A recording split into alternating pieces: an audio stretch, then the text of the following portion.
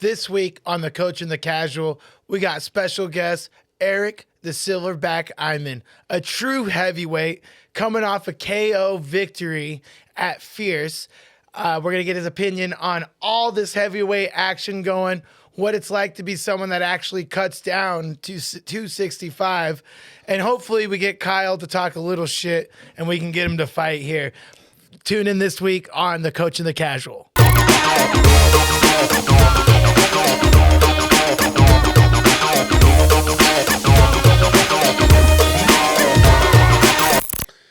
Cool. Yeah, we'll kick it off right at the start of it. I'd gone to a Fierce before. We went to the one up in Farmington, and there was no heavyweights there. I'll tell you, when I was watching at the last one in Farmington, the biggest guys were 85 pounds. 85ers, and even then I watched those 85ers. Before then I was watching the 35s, 45s. I was like, I feel like I could step in there. It's not too scary. But when you start to see the bigger guys go at it, it's like, holy shit, I do not want to be in there. It's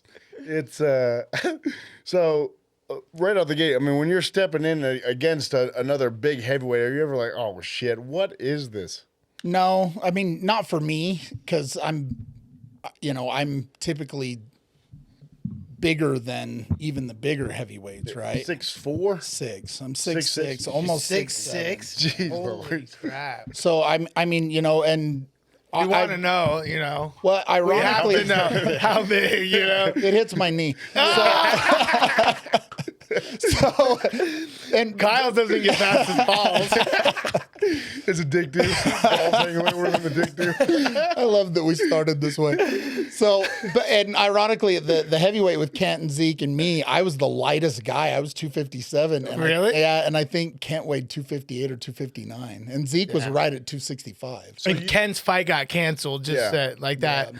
So the main event ended up being the other heavyweight, Zeke and Chisholm. And then you were the co-main? Or, I got the co-main. moved up to co-main. Yeah. So it was me and Salmon, Jesse Salmon. Does that change anything for your pay last minute or not really? No. Yeah. No, it's by then. I mean, especially by then, you couldn't even negotiate it anyway. But And you're a local fighter, so you probably got paid like a Rolls Royce kind of payment, right? oh yeah, Yeah, I saw that car up front, right? Wasn't that yours? Your Bentley after that knockout? cashing in, man. I got to That's what I cash said. that I check. said, hey, I'll step in with Kent right now, but they'd have to pay me more than the $800 they were going to pay me. Yeah. Right. Whatever Chisholm was going to make. That was kind of a weird deal because Chisholm backed out or said Not he was Chisholm. sick at Not Chisholm, Yeah, the other heavy. Galley? He doesn't deserve his name. He backed out last It was minute.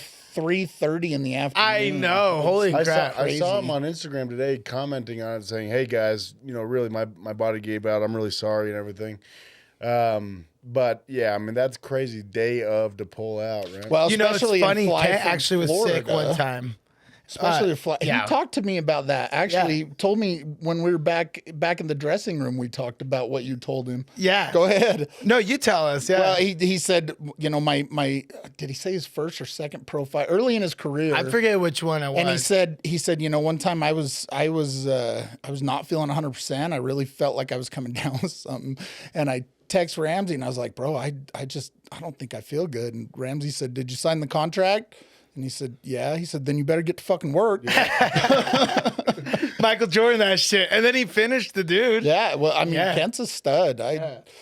Absolutely. He deserves to be the heavyweight champ. There's no question. So then you get the last minute replacement. What was the first thing you did? Did you watch footage or you kind of like? So I tried to watch some footage and I couldn't find any footage on him past 15. But I went and looked at his record. He only had one win by striking stoppage.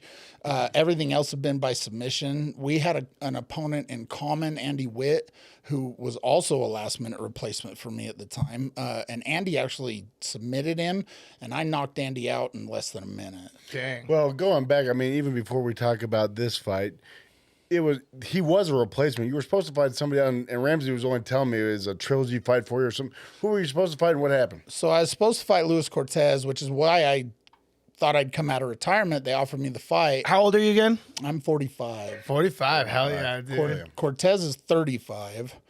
And he beat me twice. He beat me in another promotion. And again, he was a last minute replacement. And the first fight, I think on 8 days I had to cut 22 pounds. Oh God. Because I was supposed to fight. It was like my second or third pro fight, and So you're 287. yeah, I down. was just under 290, and I had to cut down to 265. So I mean, I did the bath and the sauna and the whole thing the night before the fight, and I made weight, and then went out and fought, and didn't know anything about this guy at all, right? And everybody that I'd fought up until that point, they tended to be, guys that wanted to trap me against the cage, try to take me down, things like that. And he did something. You want to similar. strike? Yes, and I'm a striker. Yeah. I didn't wrestle. I do a lot of defensive wrestling, a lot of defensive jiu-jitsu, but I'm I think I've taken 3 guys down in my career. Well, educate me here. Wouldn't it seem like the bigger guy would want to go down to the ground more? I mean, obviously it wasn't your discipline, but if you're typically the biggest guy, you never had the thought like, okay, I better start learning wrestling at some point. So I mean, I can take guys down. I can trap them against the cage. I can put the pressure on them if I want. It's just The finishing moves afterwards. It's not in my. I mean, I did it a little bit in this when I got the full mount, right? Yeah, I mean, you could see this right Yeah, here. it's right there on the mount. screen. Yeah. But and I know basic submissions, things like that. It's just it doesn't necessarily cross my mind for the most part. It doesn't tickle your fancy. No, I get guess it. not. Why are you going to take someone down and win like that when you could just... Is it so much more like physically taxing, a lot more energy to be down on the ground than it is to be standing up striking? In my opinion, wrestling certainly is more physically taxing. I mean, even in mediocre shape, I can fight a guy for 15 minutes. Yeah. Stand up, right? Because I know what. We can talk about the rhythm of the fight because I have some opinions on that. No, but I mean, I'm with one, you but- too. Like kickboxing, I can do it all day, 30 rounds, having fun, going hard. Yeah. But then when you add in the takedowns, it's a different animal. So not just the takedowns, right? But you got a guy putting a shoulder against you against the cage, and just trying to suck the life out of you, while you're trying to defend and keep from getting taken down. Fortunately, Fabio, I would say Dagestan until all this Usman stuff is cleared up. They don't get to own that until they clear up the vitamin issue, I think. How far into it didn't happen that much. I mean, you weren't down long in this fight, but how far into a fight? Let's say, is it 2.5 minutes? When do you start thinking, okay, this guy's got me down. I'm not going to be able to get up. I need to wait out the rest of this round, and then we get to stand up again. This is for both of you. How far into a round do you guys give up on the round and go to survive so that you can stand up again? Different heavyweights, different for lightweights, I think. Wouldn't you say? Yes, I think so. Especially because like Chisholm, he was just trying to survive at that point when he was fighting Zeke, right? So and he did survive and he got to stand up and then there was problems, right? So how far into the round are you like, okay, F it, I'm just gonna wait this thing out? I would not ever. If I'm trapped under a guy, I'm in trouble. Especially if he's big enough to pin me, and I'm having trouble hipscaping or trying to get back against the cage. Normally, I would, like, and it doesn't happen often with heavyweights. You tend to get pinned against the fence and then taken down from there. They don't shoot a lot and things like that. Yeah. Out in the open is too dangerous. Yeah, because and you don't want a guy like me to sprawl and land on you. Yeah, fuck right? that, dude. Your neck would be sore. Yeah, well, my back hurts thinking about that. And your head's going straight into the mat at that point. So it's so generally, most of my career and most of my training camp is defending the takedown against the cage, right? Yeah. But if I'm in the open, I'm gonna try to get my back to the cage immediately. And even with 30 seconds left, I mean, it only takes one shot as a heavyweight to finish it. That's true. That's like because we saw the Derek Lewis Almeida fight. Where he dumped him on his head almost. Yeah, but Derek Lewis did a great job surviving. But then, like, Kent, as a heavyweight, if you're under Kent too long, you're going to get finished. He's going to hurt you. Yeah. And, like, he's got 265, 270 pounds fight night. And that, I mean, that's a good point. Because, like, I feel like maybe Derek Lewis is just the one, like, exception to the rule, wouldn't you say? Because he's just kind of like, yeah, and I mean, I can't remember the other fight, but the other fight we saw him on the ground a little bit. It was, I mean, it's just you look at that and it's not. I mean, not like Yeah. a lighter weight guy. Well, like how Derek Lewis, or DC.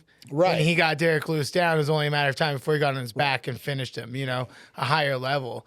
Which, like, I also think, like, we're talking a lot into this heavyweights is the John Jones, fighting Tom Aspinall.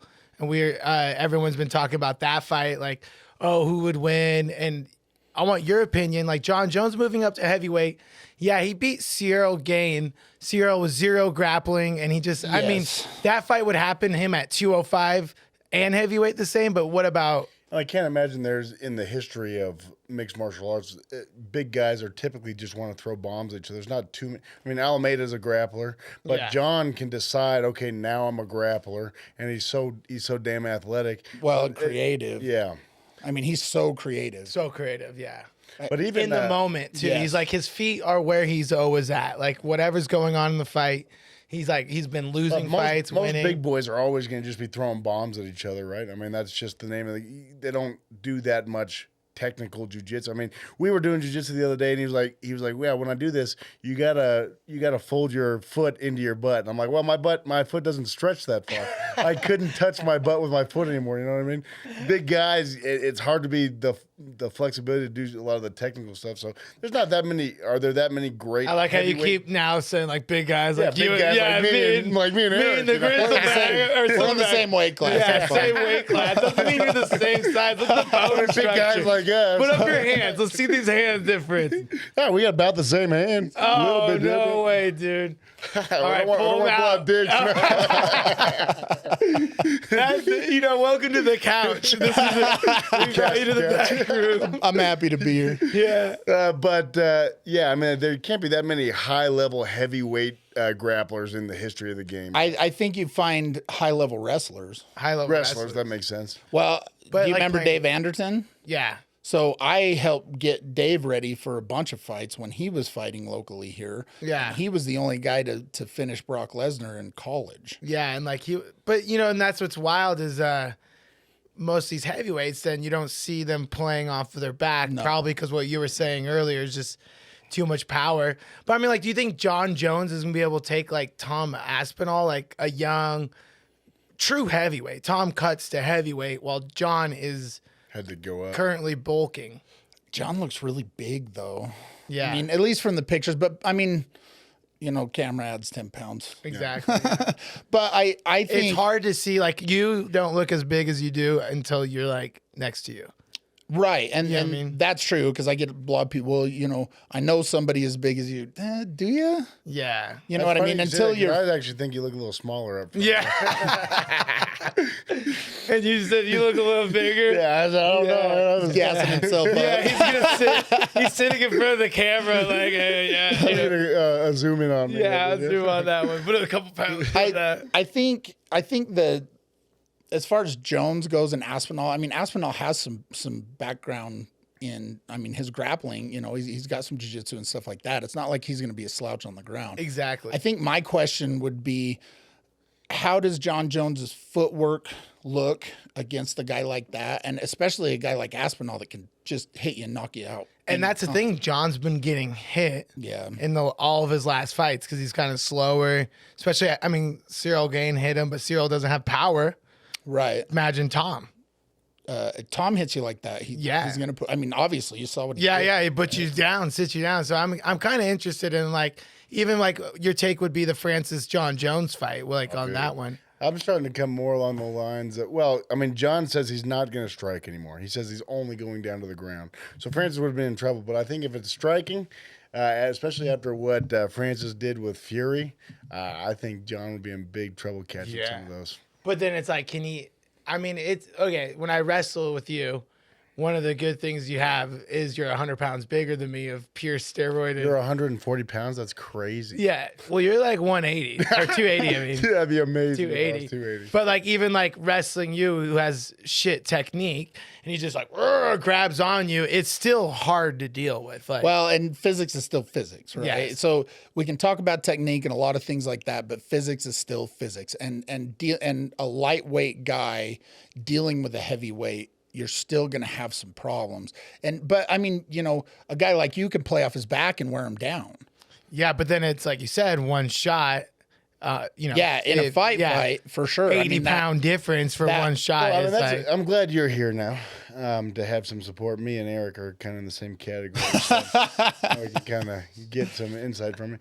He's constantly telling me that size doesn't matter, but you had 40 pounds on your. He's got to be a light heavyweight. That guy. Huh? He was. He's 207, right? Yeah, he weighed in at 208. So you got 40, 50 pounds on the guy. I mean, even if let's say you're a 5 on, I'm not saying you are, but let's say you're a 5 technical and he's a 9 technical. Do you think 50 pounds makes that big of a gap? Because, I mean, you toyed with this guy. Well, so the aspect that we're not talking about is if we're talking about just jiu-jitsu, that guy probably beats me.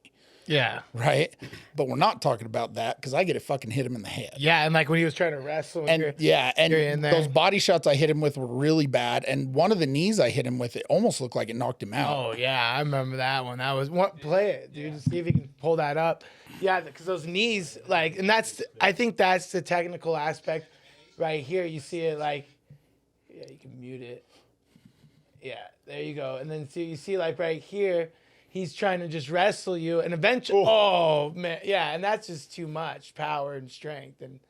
Well, it almost makes a guy not want to stay down anymore. When he catches one of those down low, he's like, well, and you can see. Down So I couldn't remember if I hit him with something on the ground that broke his nose, but it's now broken. Something broke. I mean, I've eaten a knee like that from a guy my size. There it was. Yeah. There it was.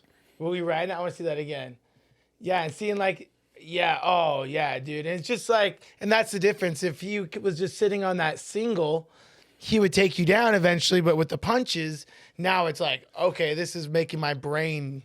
So, well, we talked about my kid being in the gym with me, right? And No, not yet. I don't think he knows that your son trains with you. Yeah, we were talking about it before the podcast. Oh, yeah. So and we can talk about it, but depend. So a couple of things. One thing that makes the takedown defense against a smaller guy harder is that his hips are always lower than yours. yeah. You know what I mean? And they tend to switch direction faster. Yep. So like me in this position, I'm just trying to keep sideways, and I'm trying to keep my hips the same height or lower than his, because then as long as I have an underhook, I'm relatively safe and I can work the strike off the other hand.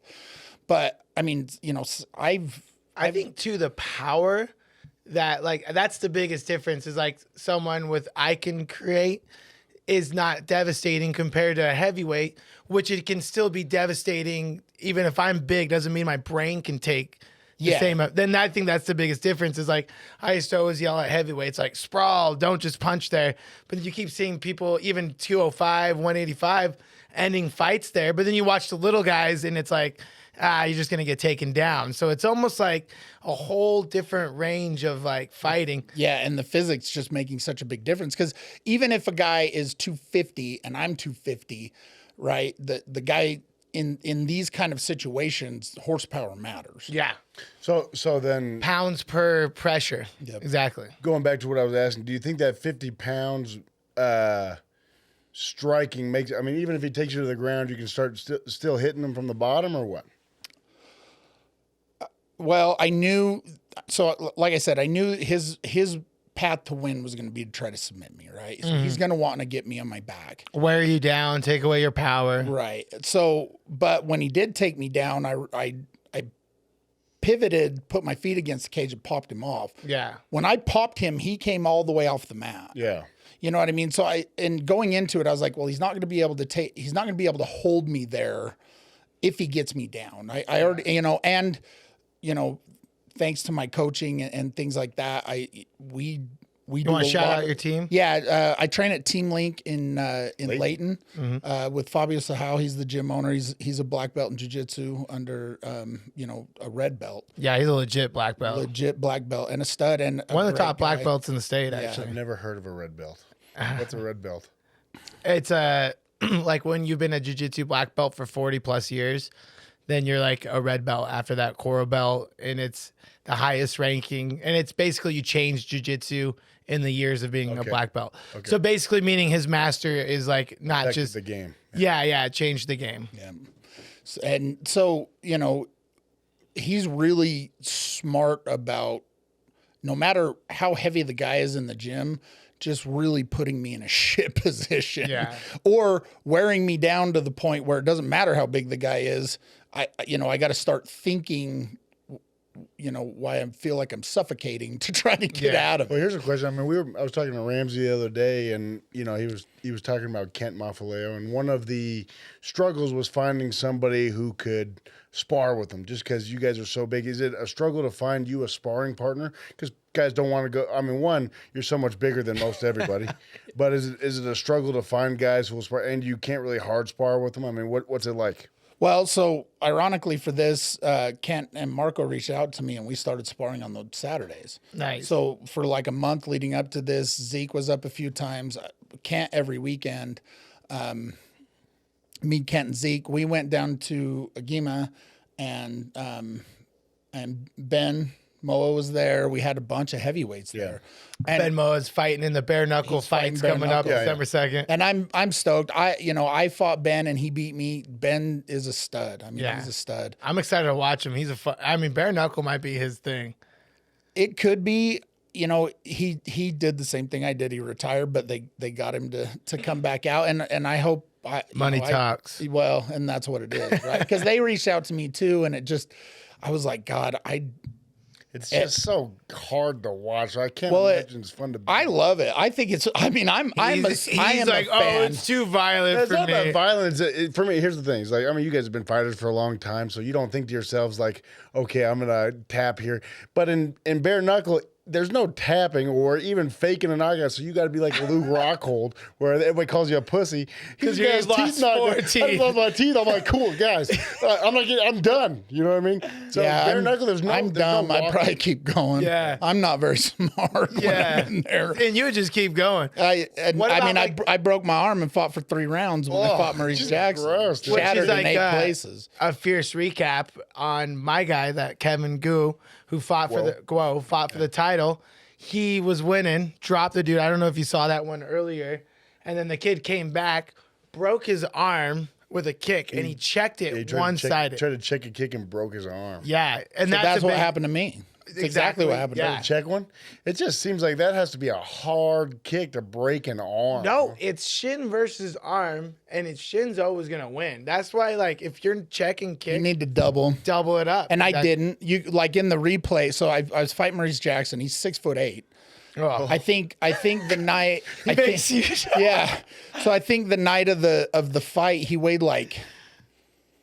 God, I think he was like 280. Oh my God, that's gonna break anything it hit. And he had kind of a karate background, and his foot came right up, and you could see my arm bend. Oh, and you kept on fighting. Yeah, and I fought all the way to a decision. And I remember in the last round, I was hitting him, and I'm like, why the fuck can't I put this guy down?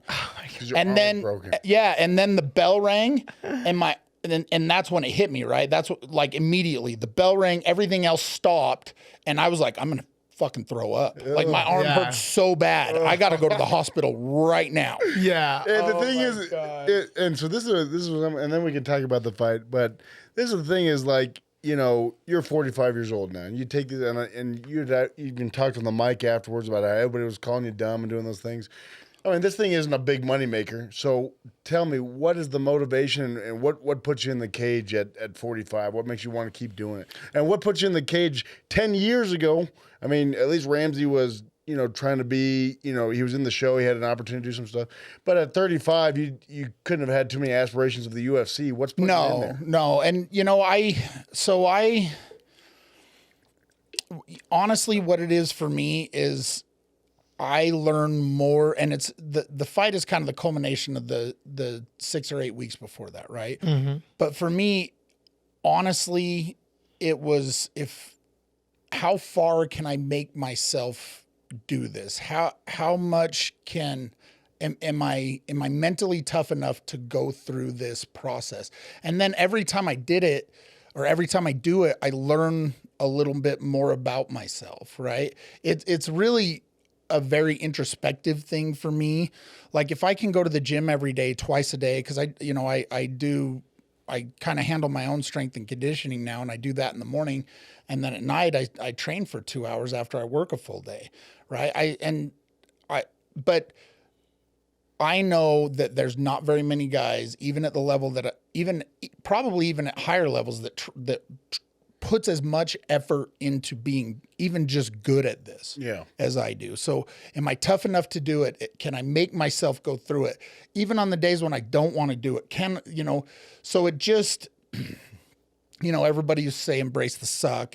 And I had a training partner. He's like, embrace the suck. And I can't embrace the suck. I need to feel fortunate, especially at this age, that I can still do this at all. Yeah.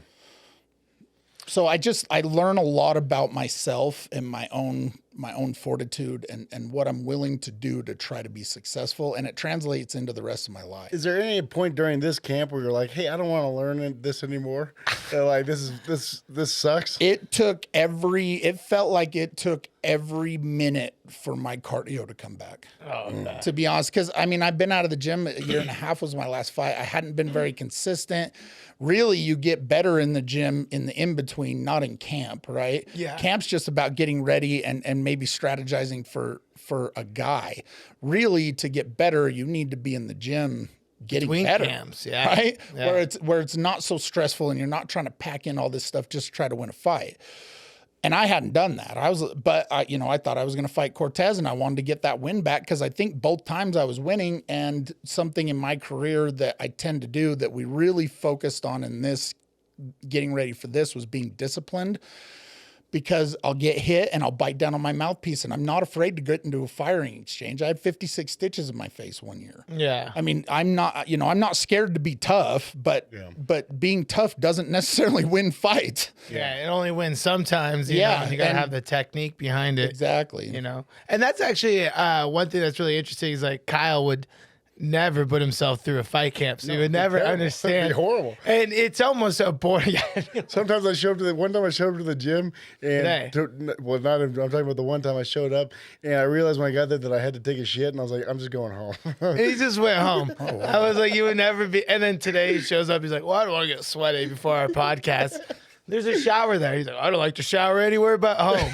He's the softest piece of shit there. Well, I did the other side of the BI podcast leading up to the fight, and then I did Dre's podcast leading up to the fight, and I had left the gym, took a hooker bath, and went and did it. You know what I mean? Yeah, that's it. Exactly. He doesn't get it. It's just that, okay, but if I was getting ready for a fight, I'd be locked and loaded. No way, bro. And that's the interesting about you got to be locked and loaded before you think you're going to get ready. Yeah, that's the thing. He's like the guy that's like, no, I'll show up to training and fight camp. It doesn't happen during the process. You better be there before it starts. But like an interesting thing is like you're almost become addicted to the self, like, how bad can I make it? Yeah, like how bad can I? How much can I punish myself? And like how much can I grow though? Even right, like in a camp, because when you're sitting there by yourself, there's like times. I mean, it literally feels like you might die, and so you try to almost like organize your life, and then you try to read, and then you like feel like every minute leading up to this fight, I'm either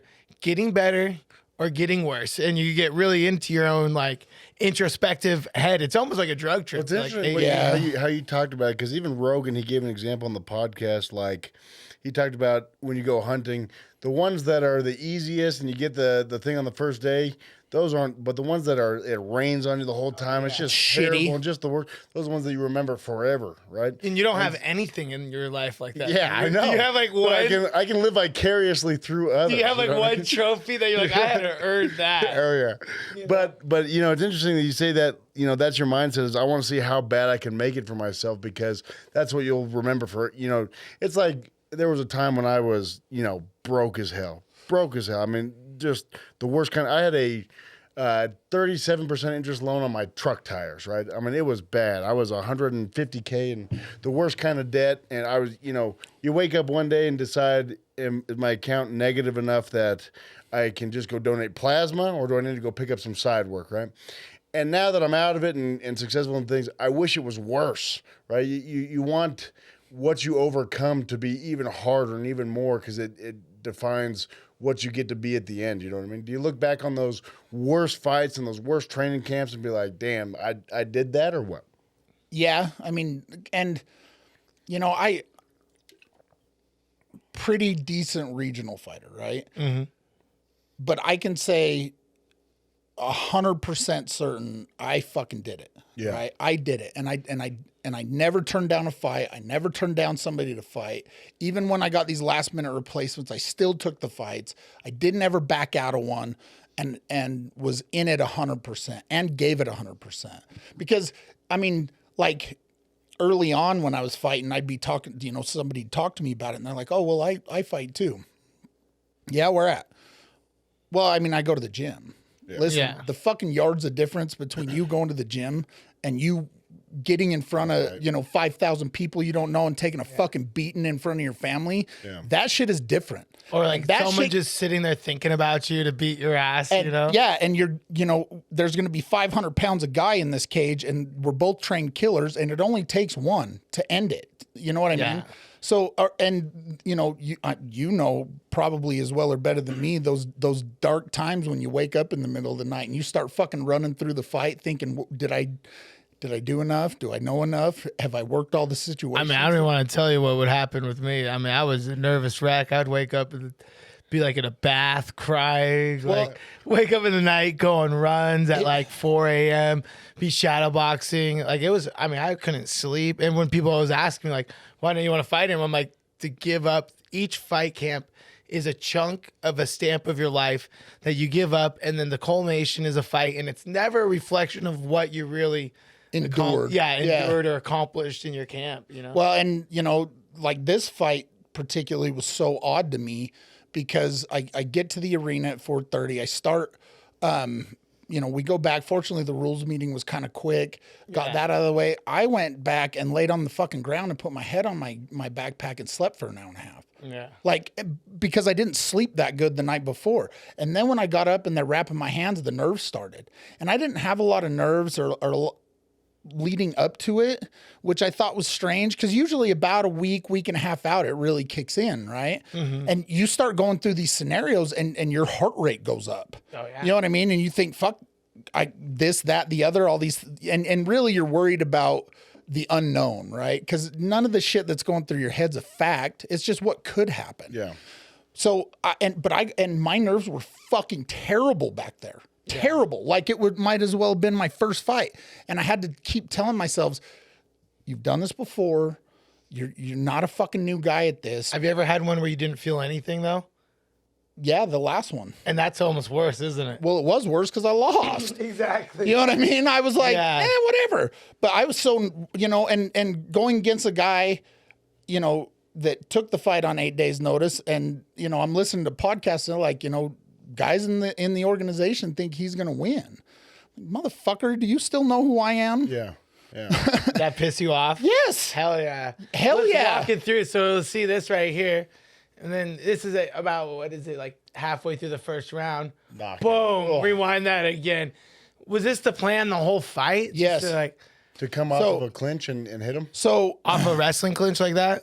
Well, so my kid's a big kid, right? And he's 20, he's my youngest kid too, and he's 20. Really? He's 23. He's got a big old mullet. Oh yeah, he looks like Hoss. And he goes to the gym with me every day. He's strong. He's not a technical wrestler necessarily. He's a better kickboxer because I made him kickbox when he was a kid. But he probably saved this fight camp for me because he was able to put enough pressure on me day in and day out that I really had to get some work in to get him off of me. How's that like training with your son, getting ready for a fight, then getting the results of... It's so rewarding, right? He's done camps with me before, you know what I mean? Where he's been helping get me ready. But how fortunate am I that I raised my best friend? Yeah. That's and he works for me too. I mean, we're together 24/7. But to be able to have this and have him be involved and know what it meant to me for him to be there, it's just something that me and him, it's that extra bond, like when you have those training partners that you're just with forever, like me and Fabio and those guys. You know what I mean? That's kind of an interesting thing because you get these really strong bonds with your training partners. But like mine with my brother, it was a really cool experience when we were both fighting full time because it's your brother and you're in it together. Yeah, I mean, 100% of the skin in the game. Yeah, right? And it's like there is no like weird like energy. So then you were planning right here. So did you feel it like at this point, like, all right, he's tired. I've hurt him. So I knew that I'd hurt him. I knew the knee hurt him, and the body, the elbows to the body, like when you're in there and you know you hit something and you feel like their lungs are deflating, and you're like, I got this motherfucker now, right? Yeah. So, but people, as a general rule, when they disengage from an exchange like this, they go back with their hands up. Yeah. And I'm the bigger, taller guy, right? Over the top. So I'm the bigger, taller guy, and I got all the range. And I will honestly say, regardless of me trying to get in shape, I'm punching as harder than I ever have right now. Really? My very first boxing coach came into the gym the week before the fight and spent 3 days just tuning up my technique. And he's the best guy at punching mechanics I've ever seen. Really? You know what was really odd to me, though, watching it, is you hit him, put him down, and then it almost was like you hesitated. You didn't follow him. No, I knew he was done. You knew he was out? I mean, if you look, it just about takes him all the way off his feet. Well, because I was watching a previous fight where you did follow a guy down after a second. I mean, if the ref doesn't step in right there, are you coming down? I would have hit him. Yeah. Again. Yeah. Well, when I fought Tony Darling. Yeah, because that's when you dropped and then you fought. But even on that one, you hesitated for a second to see if Well, they're I going to call thought it. I was waiting because I could see he was out, but then he kind of, it looked like he was almost trying to do a sit up out of it, and I think Dave, the ref, Dave Sellistead, was behind me a little bit. So as I was walking over there, and I'll admit I wasn't hurrying, and then there wasn't anybody there, and it looked like he was trying to get up, and I was like, well, I'm not going to fucking knock him out again. Especially when it's regional fights. I mean, this isn't for the UFC championship. So this isn't, with it being regional fights, you're thinking he's down, you're like, okay, I want to let this guy. No, I got to win. You got to call. No, not I want to let him win, but I want to let this be done. I have to win. That's the end of it, right? I mean, I wouldn't have been happy if I hit him again. Yeah. But I would have hit him again. Okay. And then that's like on these regional circuits, sometimes, you see a lot of these fights, they get stopped early. That's what I noticed is that most of them get stopped pretty quick. I But mean, this heavyweight, Well, shout out to especially Dave amateurs and Salstead. stuff. because Yeah. they're fighting for nothing. Free, yeah. But like these guys are two heavyweights, pros. As a pro, you 5 or 6 fights. As a heavyweight, you could be in the UFC. Yeah. So Dave Salstead, beat the shout right out guys, to him. for Yeah. sure. And right here, like this is where So it kind of gets wild. Before we tag this one, let's put a cap on yours. Was there anything you had wished had gone differently? Did you love the way it happened? I mean, was it everything you had hoped? So it was my fight to lose, right? He gave up weight. He came up. And shout out to Jesse. He's a stud for taking the fight. Because no matter my age or anything else, I'm a lot to handle anyway. Right? Just big, powerful guy. What do you think, Kyle? Can you handle For him? other guys, for sure, I'm sure. Yeah, Kyle's yeah. like, yeah, all he hears is everything you're saying is what he's hearing. It's like, when you say, I'm a lot to handle, Kyle's like, yeah, we're a lot to handle. I'll Guys like me and you, we got head movement. Yeah, this guy is not even, like, this is an American, all-American, fucking probably change your own oil and shit like that. man. I work in a Yeah. service. I manage a service department. Yeah, like if something Listen, breaks in your house, you fix it. fix it. James, Yeah. what I want you to Exactly. understand- What do you fix in your house? Listen, what I want you to understand, I actually had to pay somebody to hang up some pictures the other day. Hey, but what I want you to real understand talk, I'm paying someone to hang up some pictures in the gym too. what I want you to understand about guys like me and Eric is that we're just built differently. You We're know? just different breeds. Hashtag build different. Yeah, we're hashtag built different. What's your jiu-jitsu gonna do if I pick up a 45-pound plate and smash you? Well, if I just pick you, if I hit you with another motherfucker, what are you gonna do? Yeah, exactly. That's what Kyle. If I pick up a motherfucker and hit you with another motherfucker, But then Kyle where are we doesn't at? understand is realistically, he's 170. He's a welterweight. 170, yeah. You're right. built like look at his Okay. build. Yeah. What would you think he would be? 170? Hell no. Dude, yeah. okay, Kevin listen. Gastelum, right? Yeah. You're the same as Kelvin Gasly's 5'9". aren't you 5'9"? I'm 6'2". Oh no, you are not, dude. On your toes? Yeah.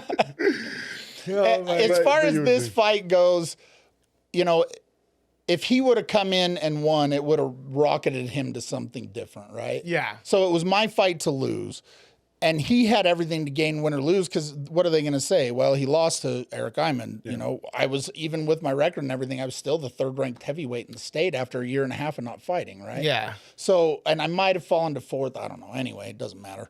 But what I'm really happy about with this fight is, like I talked about, I can go cowboy in there. And one of my friends was like, don't fucking go cowboy with this. You are a cowboy, dude. I will get in a fucking exchange and I'll bite down on my mouthpiece and toe the line and I'll swing until one of us goes down. like, And I ain't scared to do it. Bro, you're built for pride.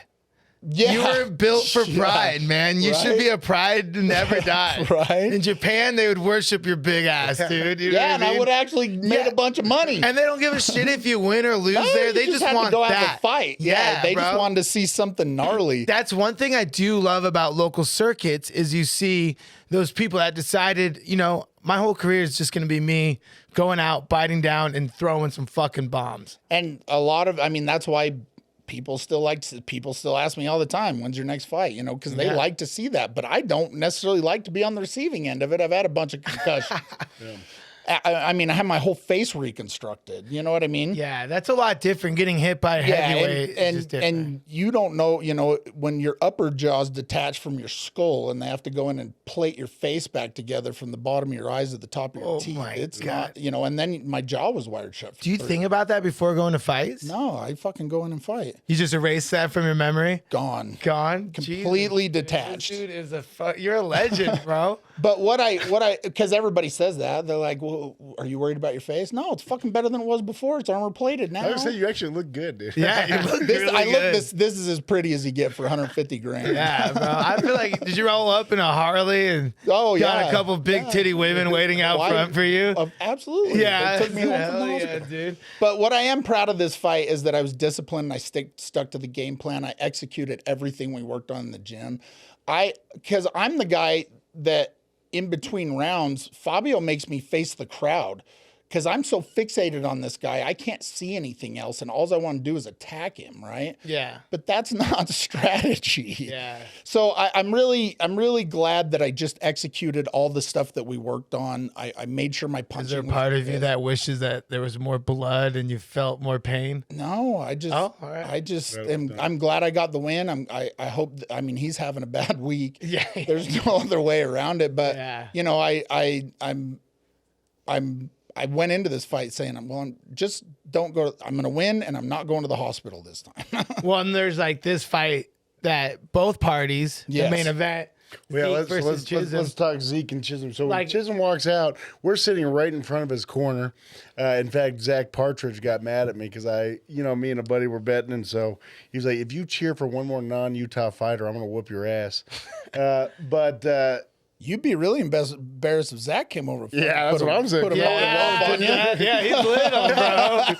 He's little. There's no hashtag built different after that, is there? Yeah. Oh, he already got his ass kicked by a 170-pound girl. No, she's not 170. First of all, and second of all, it was Oh a no, heel- she's 150. It That's was a right. heel hook. Yeah. Heel hooks doesn't count. Yeah, all right. But Chisholm's right in front of us. He comes out in spandex shorts. I'm like, dude, this guy. He comes out to the Lion King. And he looks like he's got the Derek Lewis kind of sloppy body, Yep. but like less muscle mass, bro. So when he hits him and they go down, it just immediately Zeke starts wailing. I'm like, oh my gosh. Like fast forward a little bit when he starts going right here and going for that finish. That got so crazy. There was probably 100 unanswered punches, but when you watch it again on this replay right here, like you see like nothing really actually. Take it to the ground, Stover. Yeah, there you go. Move forward a little bit.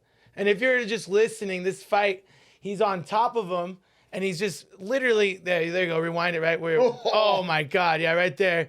He drops him. He's on Such top a of him. great combination to drop him. Yeah. Oh, that's just right. straight 1-2.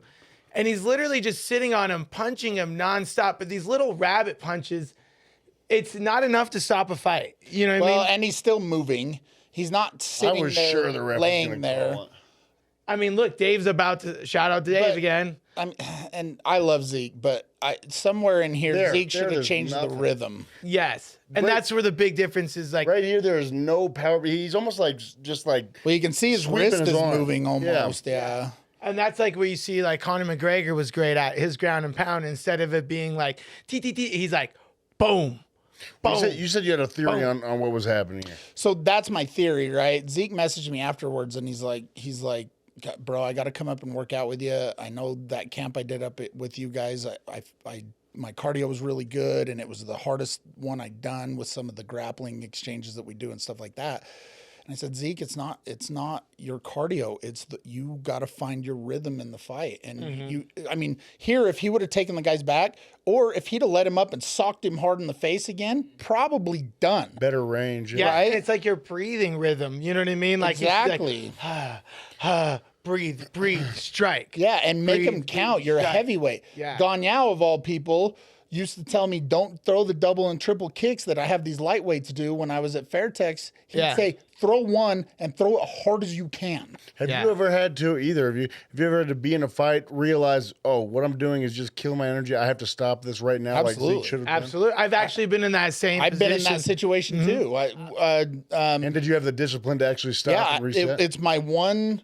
Well, this particular fight I'm thinking of was my one submission win because I rear naked choked him because I was hitting him, and I could hear the corner saying, "Don't you quit!" And I'm hitting him. Yeah. And they're not stopping it. But I got a win, so I just switched up, got a rear naked choke. It's my only submission win in my whole career. That's awesome. Yeah, and I was fighting James Krause on the show, Ultimate Fighter, and I was just hitting him same thing right here. But I actually, the same thing, gassed myself out, but it was like, all right, well, I'm just going to ride the position. You know what I mean? Right. I was like, which he could, just ride it out, catch like your you breath. see, yeah. Don't keep working here. Just hold the position because you're still winning. yeah. So it seemed like, and I don't know, I didn't talk to Zeke. I'm sure he's a super nice guy. He's a great guy. This is just my casual analysis, so I don't want Zeke to hear this and come whip my ass.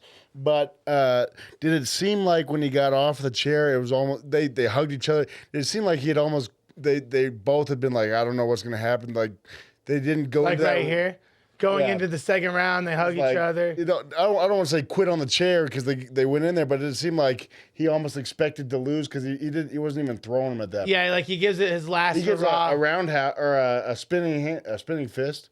But I think if anything, that gave Chisholm like confidence. 'cause when he was hugged like, I him. walked through then it. he falls down right here. It's almost like he lays down. Yeah, it takes a knee almost. And I think that's the hard thing with like a football background because like when you're in this mode, there's like what your trigger response is. Like you don't even know where you are. Do you think in, like Zeke was thinking to himself, like, I got to put this out in the next 5 seconds or I have to be done? Was he out of energy? I don't even think he Yeah. was there. I think he was just like, I think he was so fatigued. Like when we're doing pad work or when I'm coaching a guy, you this is gonna sound weird, but you look at the color of his lips, yeah. right? Because if you pushed him enough to where his lips are blue, his brain ain't. So It's not getting the elevator ain't Oxygen. getting to the top. Yeah. right? what's Zeke's coach telling him in the corner after that first round? I mean, what could breathe, Yeah. breathe. You need to breathe. Jab. That's what I would tell him. And footwork. I mean, Yeah. he could have. He won the first round, right? Yeah. If he can put it together here, he could just keep him on the outside with anything, get on his bike and move around until he can catch his breath. That's exactly Because yeah. Chisholm wasn't going to be attacking so much because he just take. Well, I'm I mean, surprised he took some shots, I'm surprised too. Chisholm answered the bell. I mean, that was Yeah. insane. But once he answered the bell and you see him like hug him, you see Chisholm's face kind of like, look right here. He's like, oh shit, This guy's done. this is done. And you kind of see him like, it kind of went from him getting his ass kicked to being like, oh, this is just a fun MMA round. You know what I mean? Because like we have fun in the gym. And I think when people relax. Yeah, this turned into sparring. Yeah, it turned into sparring for Chisholm. Exactly. But like you look at Chisholm's punching technique here. There's no hip in it. Yeah, just He's arm. barely rotating his shoulders. And he has to It's kick just him. accumulation because he's hitting him. Yeah. It's not like he's hitting him with a bunch of pepper. Yeah, which is kind of interesting. So then we'll bring it into the Brendan Allen, Paul Craig fight. You know, the 85ers. I don't know if you guys watched it. Thank you. There you go. He only took Brendan Allen because he knows him, and I had to give it to him. I know Brendan Allen's a savage, and I Didn't kind I of take 3-1 odds? no. I would. You would've yeah, got 3-1. Yeah, I took the underdog, Paul Craig. Yeah. But and that was like a great fight because Paul Craig is such the feared jiu-jitsu guy. Brendan Allen's kind of like an all-around martial artist. He just took him down, smashed on him. Paul Craig kept on trying to pull guard, and eventually I mean, like we were talking earlier, big dudes can't play off of our back. I mean, you can't play off of your back anyway. Hey, careful with the word hour. Okay, big dudes hour. Built different. Yeah, Yeah, we're built different. chill with that wee over there, Ramsey. Hey, I was a solid 180 this morning. You know, I got on the schedule. Well, and that gets us close to the end there. Let me just ask you, kind of closing it up.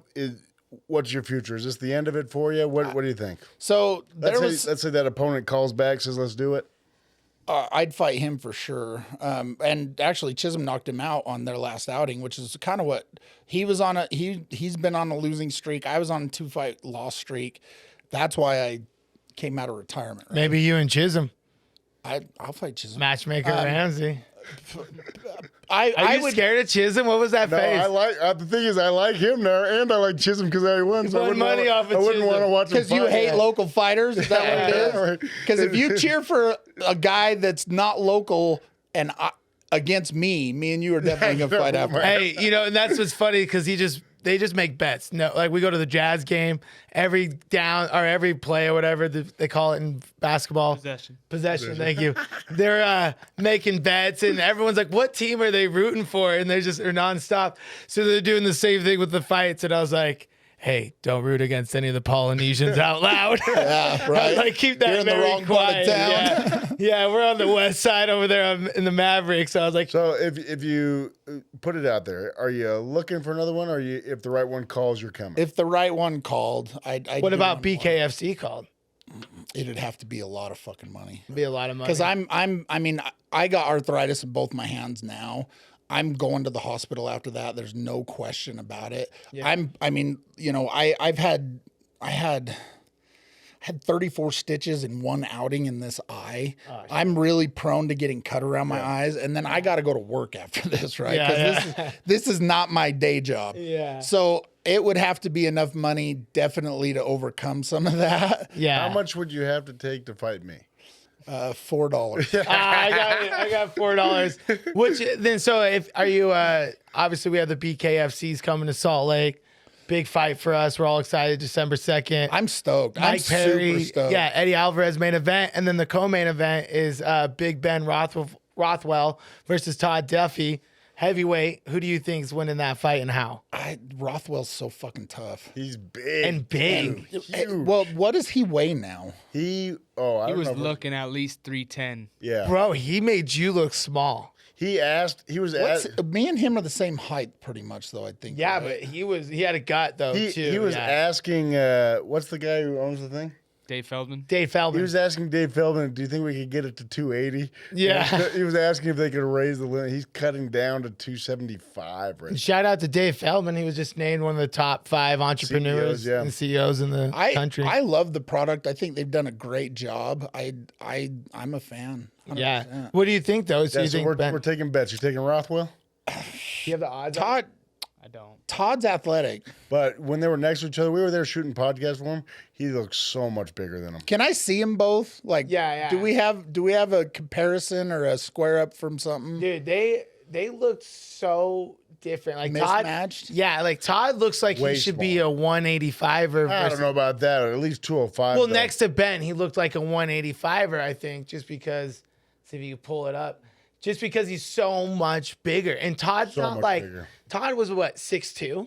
I'd say it was actually a good comparison would be you and your boy you just fought. That's what they look like. Next Yeah, to they each look other. like that, but even more weight difference. So I think in striking though, there's some tangibles that you don't get with the wrestling aspect, right?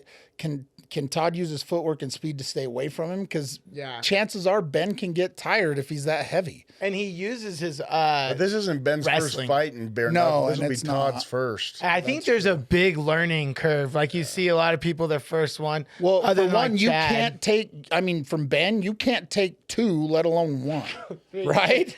You can't take a fucking jab from that dude. Right? Holy shit. Especially with, at that size, Mike- and he knows how to throw it. It's Yeah. not. It's not like he's just a big, heavy guy that's just lumbering with windmill punches. Dude, you know what I he's mean? so big.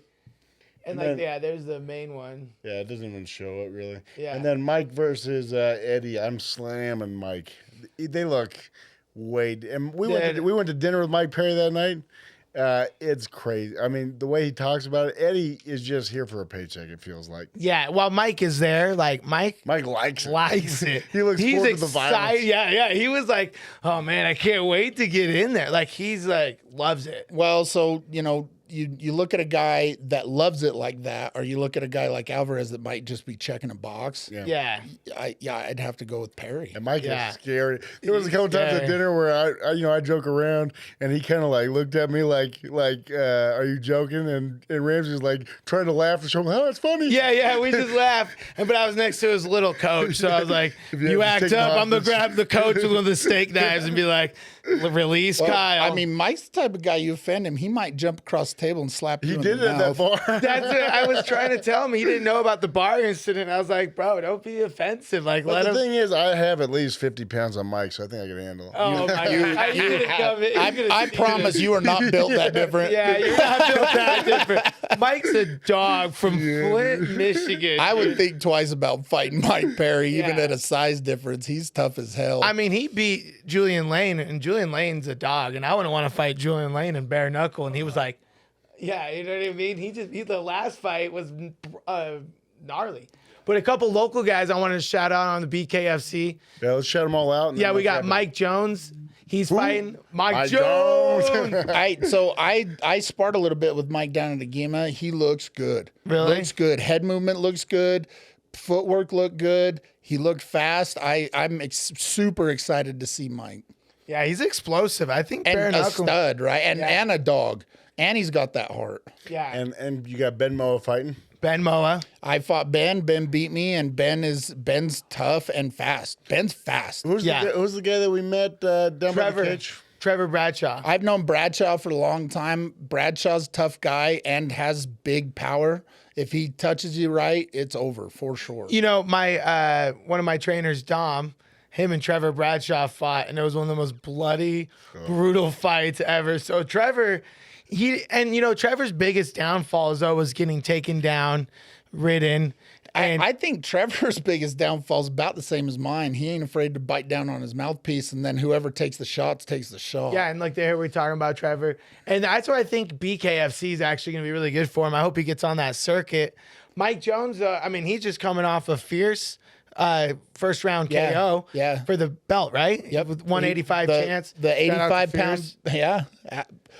Fierce is like my home these days. They also let me commentate, and I just love the awesome. organization. I actually commentated the Farmington fights, and the ones up in Hebrew. Okay, you were up there. Oh yeah, that's right. Dude, how about we don't want to keep prolonging here because we're getting long. But those Farmington fights, that guy Cross Hughes, he fought here. He's a stud. I'm such a huge fan. me from too. Louisiana, Such a from the stud. Bayou. Yeah. But this Jackson DeGray he's the one that he Broke fought. Kevin's arm. He Yeah. broke Kevin's arm, but he fought Ben up in Farmington. And that's when he busted his orbital. Yep. That Jackson DeGray is filthy. He's running through my 35ers. I'm gonna get him, dude. He hasn't fought my two main ones, but Well, I think DeGray's striking in that Farmington one the best of the night. Yeah. yeah. the I mean, kid's a stud. his Muay Thai is very sharp. Yeah. Oh, one last thing I wanted to bring up with another heavyweight is rumors has it. I mean, nothing's signed, right? Nothing's signed, but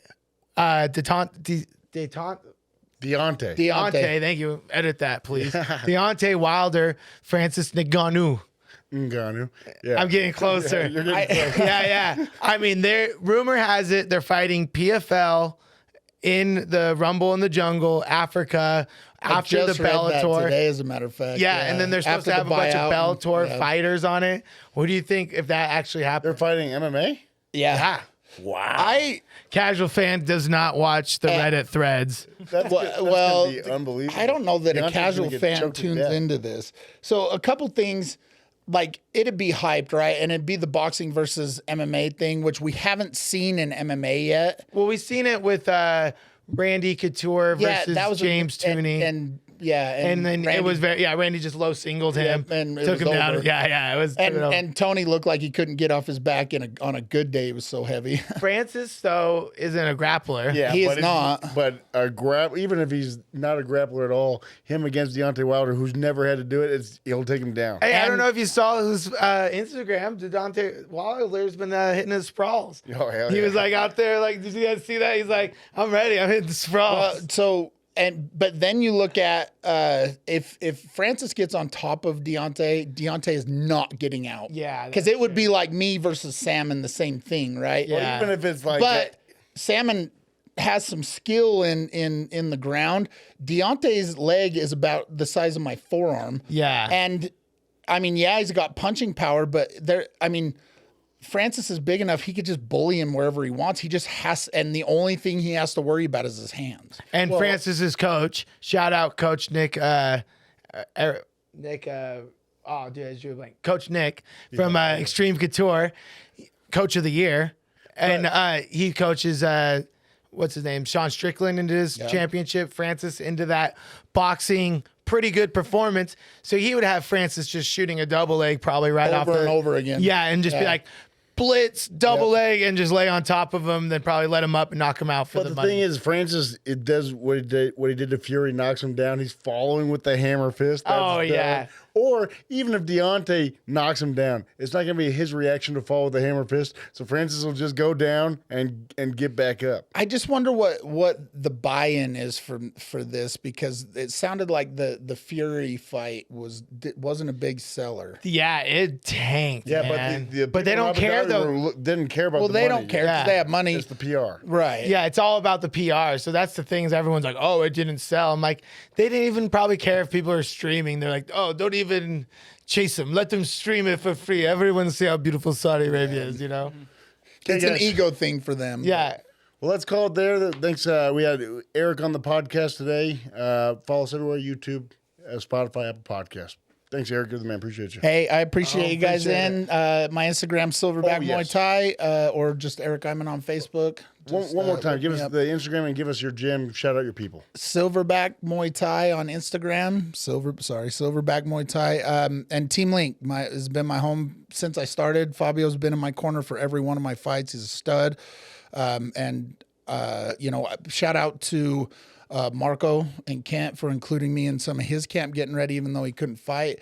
That, I think if I would have had some opportunity to be able to spar and stuff with some of the heavyweights, 5 years ago, I probably would be a different guy now, but I really appreciate them including me now, and it was a great experience. Big shout out to Fierce Fighting. Thanks for having us. Thanks for putting on a great event. Thanks, guys. Thank you. Appreciate you guys having me. Thank you. Thanks for tuning into The Coach and the Casual. Make sure to subscribe on YouTube, Apple Podcasts, and Spotify, and share it with your friends. Thanks again.